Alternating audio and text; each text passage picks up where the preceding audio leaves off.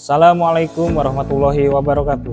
Bapak Ibu tutor yang kami hormati, serta rekan-rekan peserta pelatihan dasar CPNS yang berbahagia.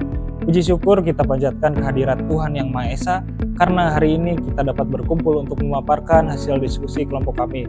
Perkenalkan, kami dari kelompok 1, sub kelompok 2. Saya Teguh Pratama Anugrah sebagai moderator, dan anggota kelompok kami yang terdiri dari Gilang Afgian Arham, Rapi Hindami Zuzaili, Rizky Gandara, Satria Arif Nugraha, dan saya Teguh Pratama Anugrah.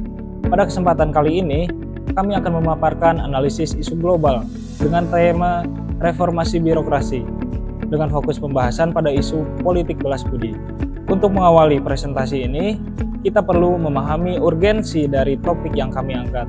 Sebagaimana kita ketahui, reformasi birokrasi merupakan salah satu fondasi utama dalam mewujudkan visi Indonesia Emas tahun 2045. Pada program prioritas nasional, poin ke-15 secara tegas memposisikan reformasi birokrasi sebagai langkah krusial untuk menciptakan tata kelola pemerintahan yang bersih, melayani, dan bebas dari korupsi.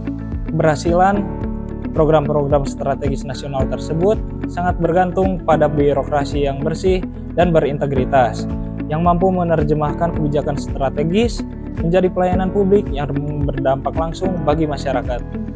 Namun, di tengah semangat reformasi tersebut, muncul tantangan nyata berupa praktik politik balas budi yang dapat menghambat profesionalisme birokrasi. Untuk membedah isu ini secara lebih mendalam, mari kita simak pemaparan materi dari rekan-rekan saya. Selanjutnya saya akan menjelaskan tentang analisa untuk memilah isu. Setelah melakukan identifikasi terhadap berbagai isu yang berkembang, kami menggunakan metode USG untuk menentukan prioritas. Berikut adalah hasilnya. Bisa kita lihat di tabel pertama ada tekanan politik balas budi dengan skor urgensi 5, seriousness 5, growth 5 dengan total 15. Isu ini menempati posisi pertama karena urgent karena dampaknya langsung terasa pada integritas organisasi. Secara seriousness, hal ini merusak sistem meritokrasi secara fundamental dan jika dibiarkan. Growth, intervensi politik ini akan mengakar dan melumpuhkan independensi birokrasi secara permanen. Yang kedua yaitu ada kesenjangan kompetensi dengan penempatan jabatan dengan skor urgensi 4, seriousness 4, growth 5 dengan total skor 13. Meski urgensi ini berada di level 4, kita harus memberikan perhatian khusus pada poin growth dengan skor 5. Artinya, jika kita terus menempatkan orang yang tidak tepat pada posisinya, kegagalan kinerja organisasi akan terakumulasi dan menciptakan inefisiensi yang semakin besar di masa depan. Selanjutnya yang ketiga yaitu sistem seleksi yang sekadar formalitas dengan skor urgensi 4, seriousness 4, growth 4 dengan total 12. Isu ini memiliki tingkat kegentingan dan dampak yang stabil di angka 4 walaupun berada di urutan ketiga. Isu ini tetap menjadi pintu masuk bagi masalah lainnya. Tanpa perbaikan pada sistem seleksi, kita akan sulit mendapatkan bibit unggul yang objektif. Kesimpulan, berdasarkan total skor tersebut, kami merekomendasikan agar fokus utama aksi perubahan atau perbaikan kita arahkan pada mitigasi tekanan politik balas budi. Karena isu ini memiliki daya rusak dan kecepatan pertumbuhan masalah yang paling tinggi di antara ketiga isu lainnya. Pada kesempatan ini saya akan memaparkan hasil analisis terkait fenomena maraknya politik balas budi di dalam birokrasi. Melalui pendekatan Fishbone, kita akan membedah ke dalam 4 dimensi utama sebagai akar penyebab terjadinya praktik tersebut. Pertama-tama yaitu dari environment alias lingkungan. Kita melihat bahwa politik anggaran dan siklus pemilu itu rutin menciptakan tekanan bagi pemegang kebijakan. Kondisi ini juga diperburuk oleh ketidakjelasan jenjang karir yang membuat ASN terjebak di dalam pragmatisme jangka pendek. Lalu dilanjutkan pada method atau sistem. Penyebab utama adalah sistem merit yang belum rigid, yang membuka celah subjektivitas dalam pemilihan pemangku jabatan. Namun ada hal yang krusial lainnya yaitu lemahnya perlindungan whistleblower, di mana ketiadaan rasa aman bagi pelapor membuat pelanggaran di sistem kita itu cenderung dibiarkan.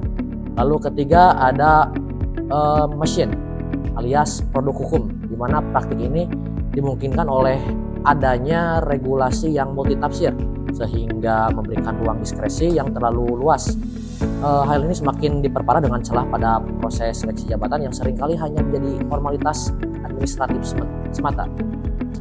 Lalu keempat ada aspek yaitu aspek yang paling berpengaruh, yaitu dari diri orangnya itu sendiri, seperti minimnya moral dan integritas individu, serta masih kuatnya budaya patronase atau mentalitas yang lebih mengutamakan loyalitas personal dibandingkan terhadap negara.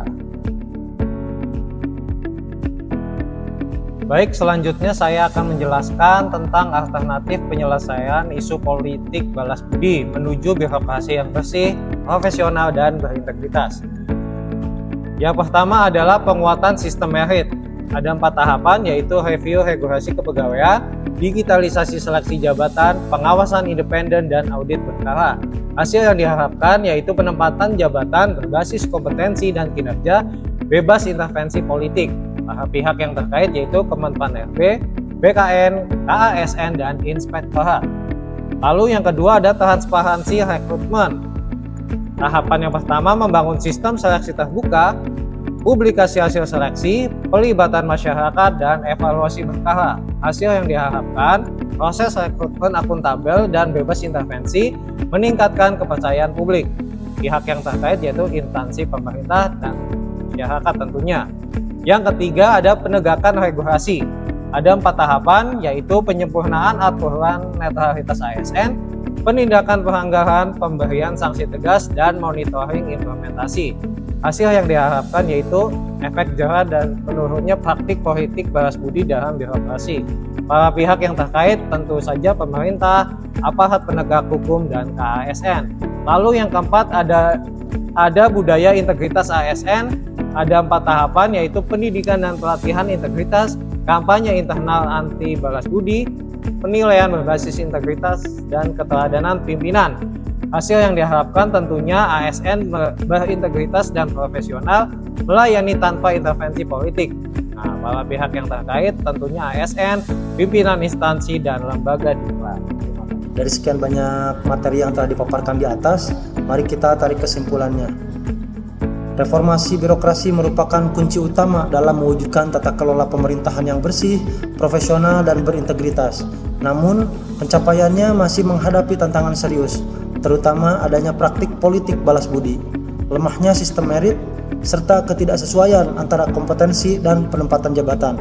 Isu politik balas budi menjadi perhatian utama karena berpotensi merusak netralitas ASN, menurunkan kualitas pelayanan publik, serta memperkuat budaya patronase dalam birokrasi. Jika tidak ditangani secara sistematis, hal ini dapat menghambat terwujudnya birokrasi yang adaptif dan akuntabel. Oleh karena itu, diperlukan langkah strategis melalui penguatan sistem merit, transparansi rekrutmen, penegakan regulasi yang tegas, serta pembangunan budaya integritas ASN. Upaya tersebut harus didukung oleh pengawasan yang kuat dan kolaborasi antar lembaga. Pada akhirnya, keberhasilan reformasi birokrasi akan tercermin dari meningkatnya kepercayaan masyarakat, terciptanya pelayanan publik yang berkualitas, serta terwujudnya birokrasi yang terbebas dari intervensi politik dan praktik-praktik tidak sehat. Demikian paparan kami mengenai isu politik balas budi. Praktik ini adalah ancaman serius bagi birokrasi kita. Sebagai calon ASN, kita harus menjadi benteng moral yang memastikan profesionalisme tetap di atas kepentingan golongan. Kami menyadari analisis ini masih perlu penyempurnaan, sehingga masukan dari Bapak Ibu Tutor sangat kami nantikan. Terima kasih telah menyimak presentasi kami, semoga bermanfaat bagi kita semua. Assalamualaikum warahmatullahi wabarakatuh.